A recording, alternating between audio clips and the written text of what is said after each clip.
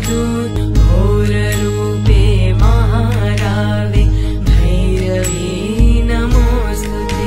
কঙ্গনা রনৌত নিজেকে পাহাড়ের কন্যা বলে দাবি করেন। হিমাচল প্রদেশ থেকে মুম্বাইতে এসে নিজের শক্ত ভিত তৈরি করেছিলেন।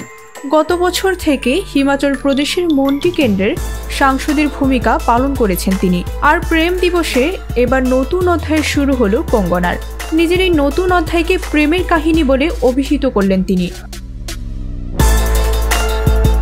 দীর্ঘদিন ধরে স্বপ্ন দেখেছেন নিজের একটি রেস্তোরাঁ হবে। সেই স্বপ্ন সত্যি করে এবার পাহাড়ের কোলে নতুন ক্যাফে খুললেন কঙ্গনা। প্রেম দিবস অর্থাৎ ভ্যালেন্টাইন্স ডেতেই মানালিতেই নতুন ক্যাফের উদ্বোধন করলেন তিনি। ক্যাফের নাম দ্য মাউন্টেন স্টোরি। কঙ্গনা বলেন, দ্য মাউন্টেন স্টোরি হলো আমার স্বপ্ন সত্যি হওয়ার গল্প। শৈশব থেকে দেখা স্বপ্ন এখন হিমালয়ের বুকে জায়গা করে নিল।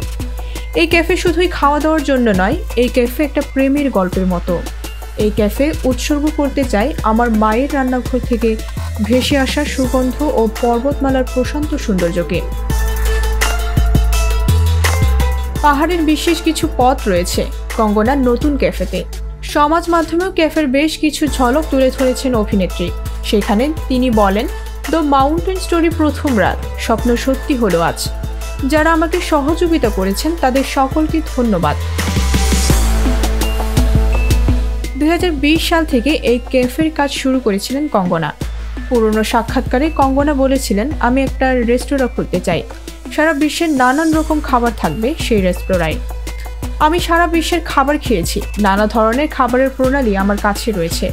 কোনো একদিন আমার নিজের একটা খুব সুন্দর দেখতে ক্যাফে হবে। খাবারের ব্যাপারে আমার বিশেষ আগ্রহ রয়েছে। ডেস্ক রিপোর্ট, ভোরের পাতা।